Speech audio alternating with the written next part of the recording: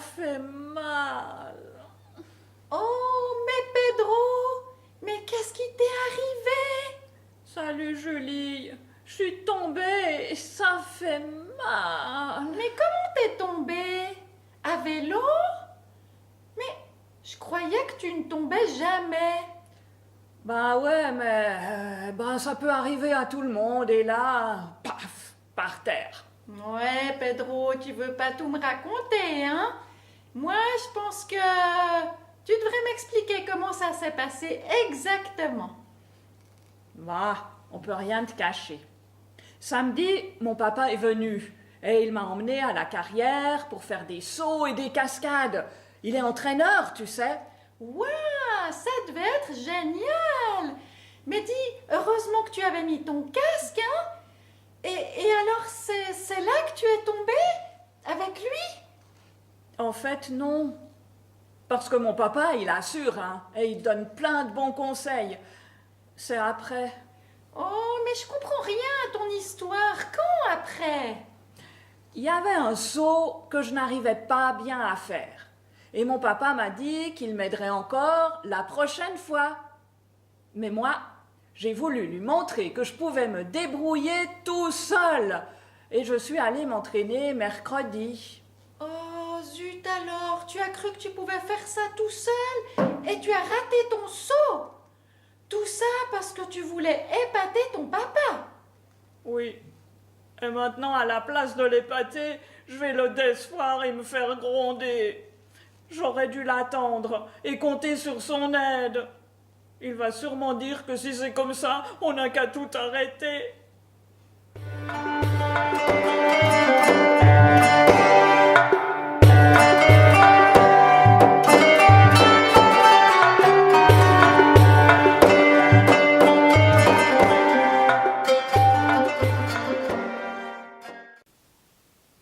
Il est déjà très tard lorsque les disciples quittent la salle dans laquelle ils se sont réunis pour manger un dernier repas avec Jésus. L'heure habituelle à laquelle ils vont se coucher est depuis longtemps passée. Mais Jésus avait beaucoup de choses très importantes à leur partager, vous vous en rappelez? Et Jésus leur a aussi expliqué des choses difficiles. Il leur a dit qu'il allait mourir, qu'il allait être livré aux mains des pécheurs. Il leur a dit aussi, cette nuit, votre foi va être mise à l'épreuve. Et il leur cite un texte de l'Ancien Testament qui dit « Le berger va être frappé et les brebis vont être dispersées de tous côtés ». C'est une manière de les avertir qu'ils vont être dépassés par les événements qui les attendent et qu'ils ne sauront pas toujours comment réagir. Alors les disciples quittent la ville de Jérusalem pour se rendre à l'endroit où ils passaient la nuit habituellement, parce que certainement qu'ils n'avaient pas de chambre d'hôtel ni de lieu particulier pour dormir. Et comme à cette époque, en Israël, il fait déjà bien plus chaud que chez nous, ils pouvaient dormir à la belle étoile. Alors Jésus les conduit dans le jardin de Gethsémanée qui se trouve au mont des Oliviers, juste à l'extérieur de la ville. Vous pouvez constater qu'ils sont 11 disciples à accompagner Jésus, puisque Judas les a déjà quittés précédemment durant le repas et qu'il n'est pas revenu. Lorsque Jésus arrive à Gethsémanée, dans le jardin, il est saisi d'une grande angoisse. Peut-être que toi aussi ça t'est déjà arrivé de te sentir stressé, quand par exemple tu sais que le lendemain tu vas avoir une épreuve très importante, peut-être un concours de sport ou une note difficile pour un examen. Et quand tu te sens comme ça tout serré à l'intérieur, peut-être même que tu vas trouver ton papa ou ta maman pour lui dire « je me sens pas bien ». Et Jésus, qui était aussi un être humain malgré tout, dans ce moment d'angoisse qu'il ressent, a aussi besoin de compagnie. Alors, il demande à 3 de ses disciples, les plus proches de lui, Pierre, Jacques et Jean, s'ils veulent bien ne pas s'endormir tout de suite, mais prendre le temps de prier avec lui, pour prendre des forces dans la présence de Dieu, pour pouvoir affronter ces moments difficiles.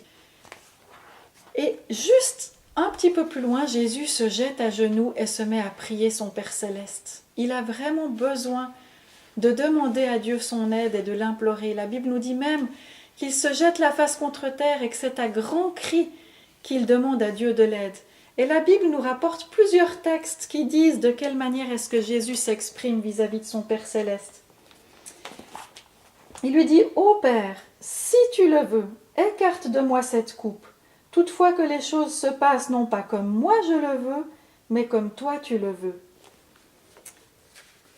Un autre texte nous dit « À présent je suis troublé, que dirais-je, Père? Sauve-moi de cette heure. Mais c'est précisément pour l'affronter que je suis venu jusqu'à cette heure. Père, manifeste ta gloire. » Jésus, il sait qu'il doit donc affronter son pire ennemi, celui qu'il appelle le dominateur du monde, Satan, qui est venu usurper la domination du monde à Dieu en entraînant les hommes dans le péché. Et Jésus sait que maintenant est venu le moment où il doit choisir s'il veut vraiment remplir ce rôle de devenir le sauveur du monde. Et c'est très lourd, c'est très difficile. La Bible dit que Jésus s'est rendu obéissant jusqu'à la mort, même jusqu'à la mort sur la croix. Donc, durant ce moment qu'il passe dans la présence de son Père céleste, il se soumet à la volonté de Dieu. Et malgré sa peur, malgré ses angoisses, il dit à Dieu que ta volonté soit faite et non la mienne. C'est un exemple pour nous lorsque nous passons par des épreuves et des difficultés. Si parfois tu rencontres des situations où tu ne sais pas du tout comment te comporter, tu peux, comme l'a fait Jésus, te réfugier dans la présence de Dieu. Et Dieu t'entend et il t'écoutera. Lorsque Jésus revient vers ses disciples, peut-être une heure plus tard, bien qu'il leur ait demandé de prier avec lui, il les trouve endormis. Aucun d'entre eux n'a eu la force de garder les yeux ouverts. Et Jésus ne leur fait pas de reproches. Jésus sait que ses disciples sont faibles. Jésus comprend nos faiblesses. Il sait que nous sommes des êtres humains, que nous avons des limites. Et Jésus dit à ses disciples, en particulier à Pierre, qui lui avait promis « Mais moi, je suis prêt à aller en prison avec toi. Je suis prêt même à donner ma vie pour te défendre. » Jésus le réveille tout doucement et lui dit « Simon Pierre, tu n'as pas réussi à rester 1 heure éveillé pour me tenir compagnie ?»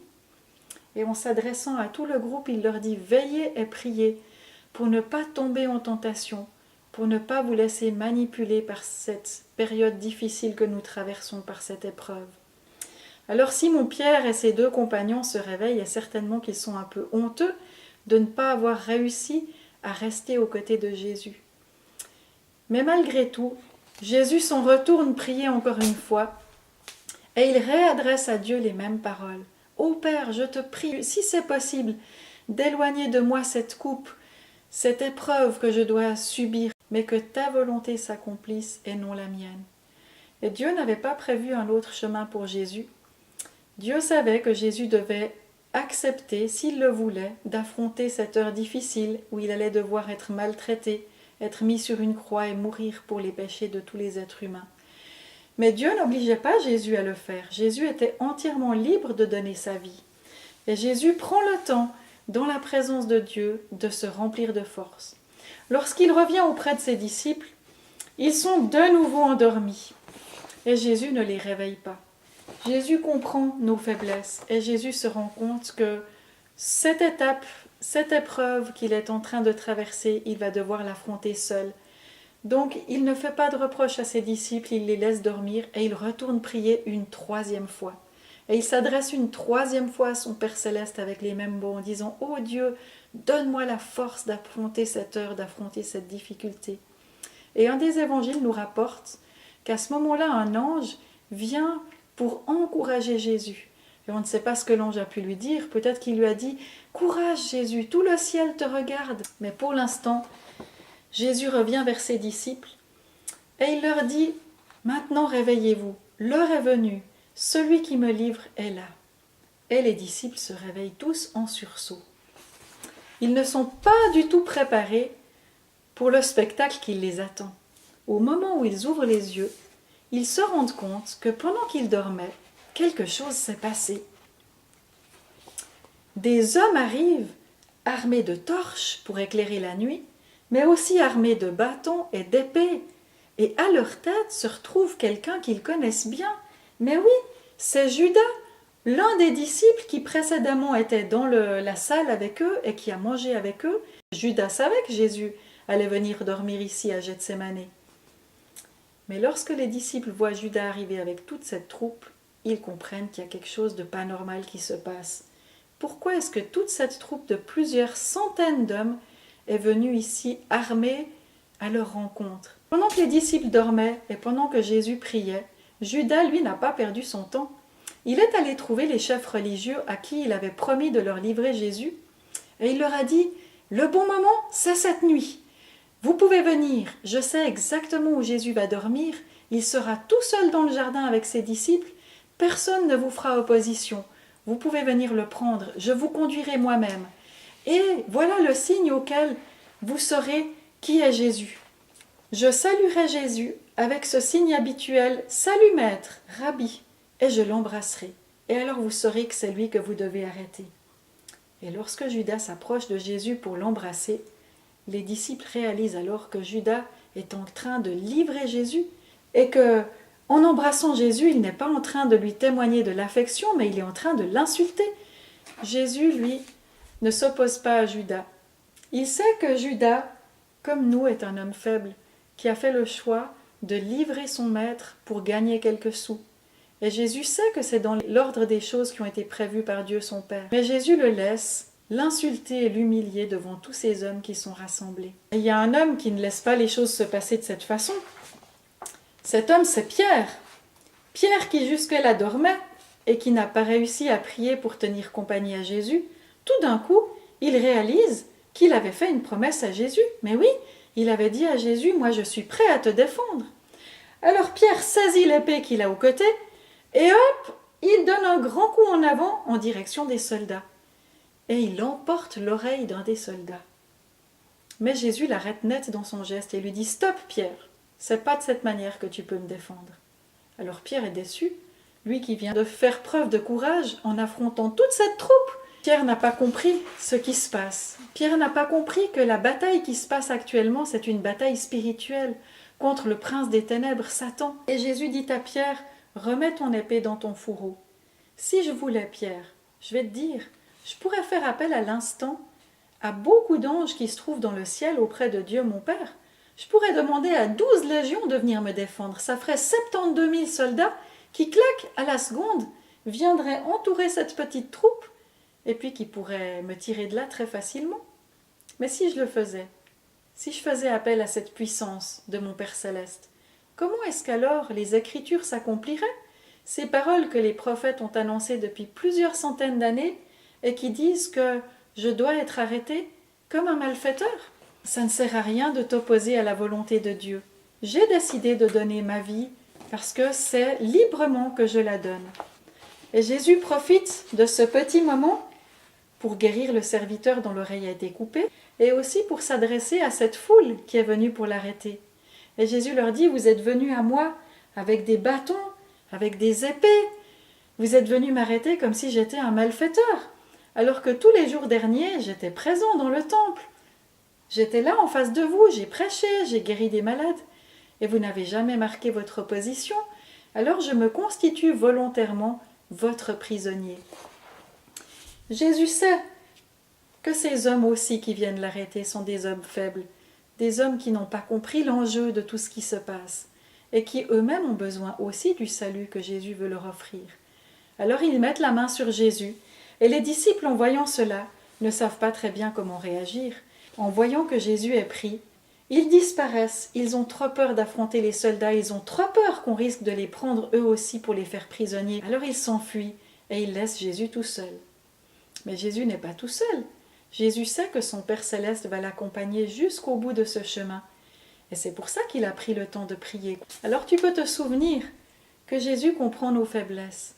Jésus aimerait aussi t'aider lorsque tu te sens faible. Il aimerait que tu puisses venir à lui, le prier et lui dire « Jésus, aide-moi.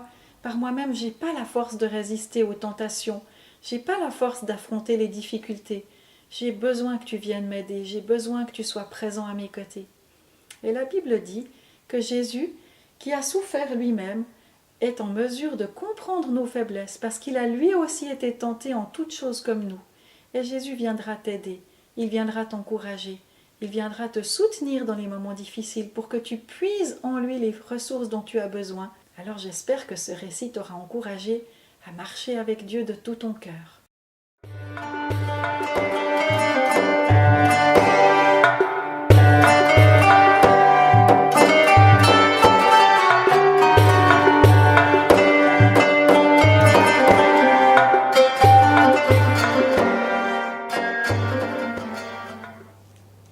Alors, Pedro, qu'est-ce qu'il a dit, ton père? Il était pas trop fâché? Tu vas pas me croire, il m'a pas grondé.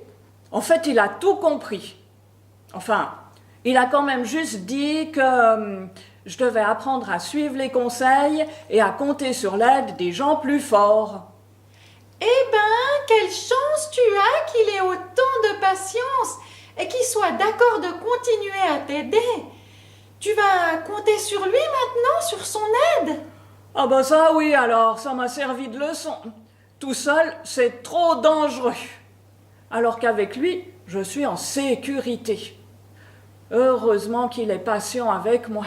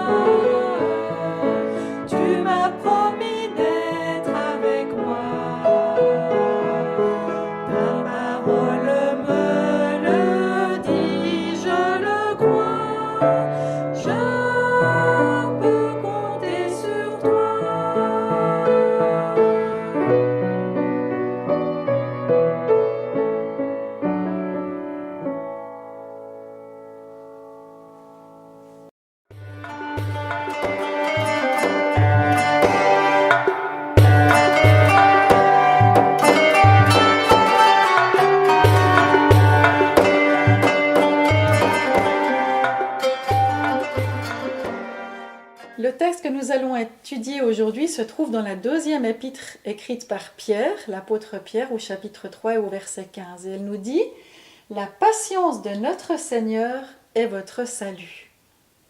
Pierre a écrit ces mots plusieurs années après avoir vécu l'épisode à Gethsémani dont nous avons parlé. Mais certainement que comme il écrivait sur ce thème de la patience, il a dû se souvenir de l'épisode où il s'était trouvé au jardin avec Jésus. Et tu te souviens comment est-ce que Jésus était venu réveiller Pierre en lui disant « Pierre, tu n'as pas réussi à veiller 1 heure avec moi ». Pierre s'était trouvé tout confus parce qu'il avait fait des grandes promesses à Jésus. Il lui avait dit « Je suis prêt à aller en prison pour toi, je suis prêt même à mourir pour toi ». Et quand il s'était trouvé dans le jardin et que Jésus lui avait demandé simplement de lui tenir compagnie 1 heure, qu'avait fait Pierre? Il s'était endormi. Alors Pierre a réalisé à ce moment-là qu'il avait beaucoup de bonne volonté, mais qu'il était un être faible. Et que la patience de Jésus, elle lui était indispensable. Si Jésus n'avait pas été patient envers Pierre, peut-être que Jésus n'aurait jamais accepté de sauver Pierre. Donc nous aussi, nous pouvons nous rappeler de cette patience que Jésus a déployée vis-à-vis de Pierre, vis-à-vis aussi de Judas et de tous les autres disciples. Et Jésus a la même patience pour chacun de nous. Et nous pouvons le remercier d'être patient avec nous, de comprendre nos faiblesses. Alors on va redire le verset ensemble. La patience de notre Seigneur est votre salut. 2 Pierre, chapitre 3 et verset 15.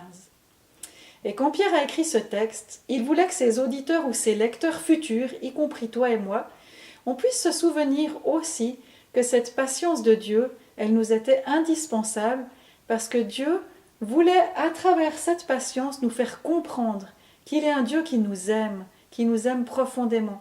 C'est l'apôtre Paul qui dit dans un texte parallèle ces mots « Méprises-tu les trésors de bonté, de patience et de générosité déployés par Dieu, sans te rendre compte que sa bonté veut t'amener à changer ?» Et je pense que c'est ça le point que Pierre voulait aussi montrer à ses auditeurs et à ses lecteurs. C'est que Dieu aimerait nous amener à changer de vie. Il aimerait que nous puissions comprendre que ce qu'il souhaite avant tout, c'est nous offrir le salut. Et voilà pour quelle raison est-ce que Dieu fait preuve d'une immense patience envers nous. La Bible dit que Dieu est patient parce qu'il voudrait que tous les hommes soient sauvés. Il voudrait qu'aucun ne passe à côté de ce salut qu'il offre.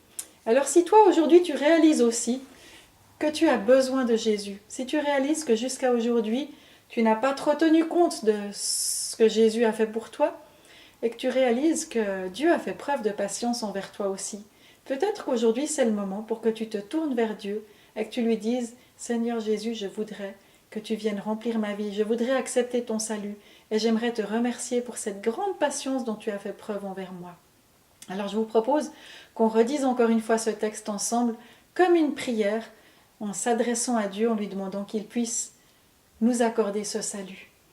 La patience de notre Seigneur est votre salut. 2 Pierre chapitre 3 et verset 15.